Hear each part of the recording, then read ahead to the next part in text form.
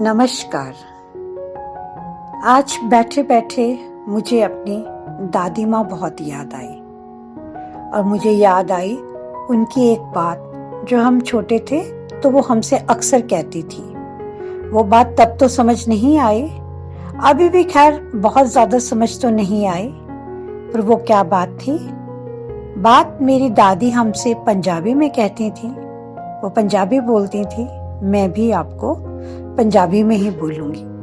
मेरी दादी कहती थी कि गल कहंदी है कि तू मैनू मुंहों कढ़ मैं तेनू शहरों कढ़ा। कि बात बोलती है तू मुझे करके तो देख देख मैं तुझे कैसा मजा चखाती हूँ।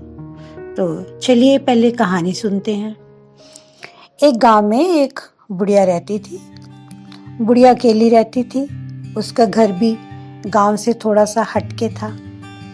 एक शाम बुढ़िया अपना खाना खत्म करके रात को सोने की तैयारी कर रही थी कि तभी एक आदमी उसके घर के दरवाजे पे आया और कहने लगा, माई मैं दूर से आया हूँ और मुझे दूर जाना है।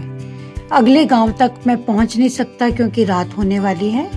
तो अगर आप मुझे कृपा करके आज की रात अपने घर रहने दें तो आपकी बड़ी कृपा होगी। मैं आपको बिल्कुल भी तंग नहीं करूंगा। मैं एक कोने में बरामदे में पड़ा रहूंगा और ये कुछ दाल चावल है मेरे पास, तो अगर आपको ज्यादा कष्ट ना हो तो इसकी एक खिचड़ी से मुझे बना के दे दीजिए। बुढ़िया को भी तरस आ गया, उसको लगा ये मेरे बच्चे जैसा है, तो उसने बोला कोई बात नहीं। और वो आदमी बरामदे में अपना सामान लगाने लगा और बुढ़िया अंदर जाके चूल्हा जलाने लग गई। और बुढ़िया ने चूल्हा जलाया, उसके ऊपर पतीला रखा, उसमें पानी डाला और उतने में वो आदमी भी उसके पास आके बैठ गया। अब बुढ़िया चूल्हा जला रही है और उसमें दाल चावल डाल रही है और आदमी पास बैठ गया और बात से बात करने लगा। बोला, माई तुम यहाँ पर अकेली ही रहती हो? तो बुढ़िया ने बोला, हाँ हाँ बेटा मैं यहाँ पे अकेली ही रहती हूँ। तो तुम्हें डर नहीं लगता? उस आदमी ने पूछा। डरना किस बात का? गांव वाले बहुत अच्छे हैं, बहुत मदद करते हैं, जब कभी जरूरत होती है मैं बुला लेती हूँ, आ जाते हैं। अच्छा माई तो अकेली रहती हो? और फिर बोला, अच्छा माई अगर रात बेरात कोई जानवर कोई पशु कोई अंदर आ जाए तो क्या करोगी? तो माई ने बोला, भाई अभी तक तो बेटा ऐसे कुछ हुआ नहीं और होने के आसार भी नहीं है। तुम देख नहीं रहे मेरा फाटक कितना मजबूत है और मेरे घर के बाहर कितनी बड़ी बड़ी बाड़ लगी हुई है, तो मुझे कोई कष्ट नहीं है, ऐसा कुछ प्रॉब्लम नहीं है।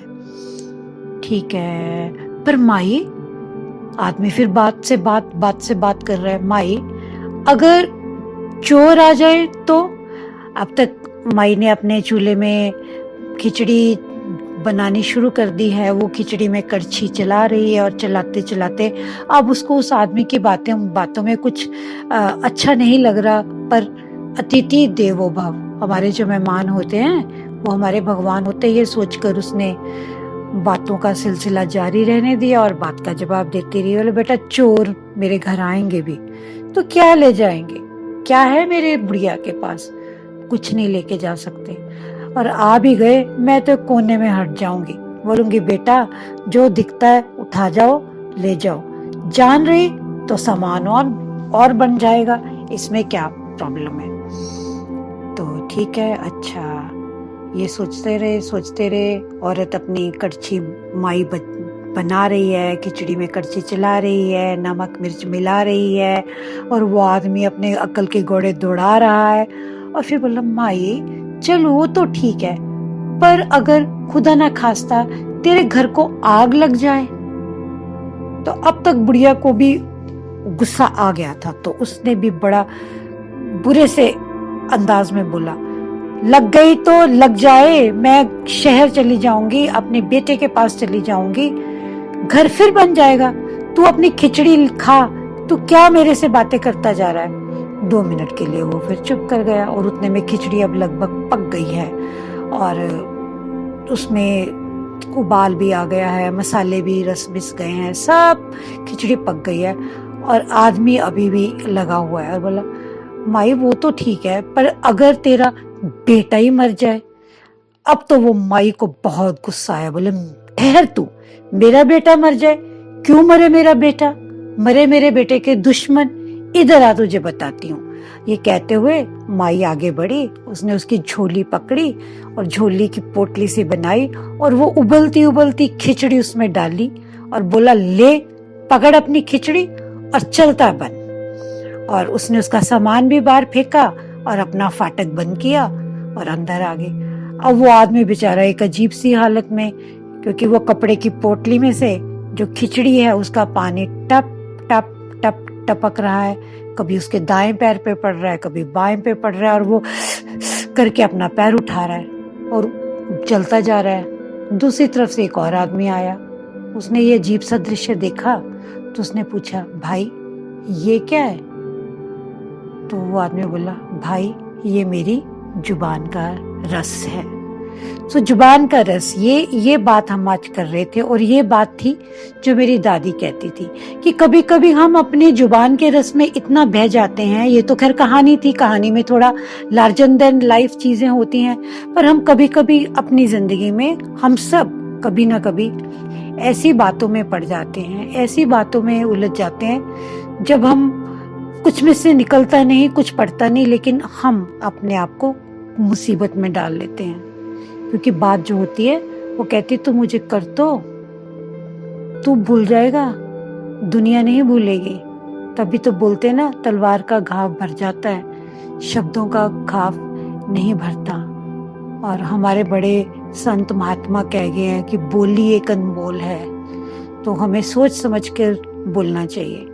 ऐसा नहीं है कि ये कहावत सुनने के बाद या कहानी सुनने के बाद हम बदल जाएंगे, हम फिर से वही बातों के रस में खोएंगे। हम बातों के रस में खोते हैं, हमें बस बातों के रस में खोने का बड़ा आनंद आता है। लेकिन अगर हम अपने आप को बार बार ये बताएंगे और बात करने से पहले ये सोच लेंगे कि इस बात का कुछ नतीजा है या ये बात से कुछ फायदा है, तो सच मानिए थोड़ा थोड़ा तो हम बदल ही जाएंगे, क्योंकि बदलाव की बात मैं अक्सर करती हूँ।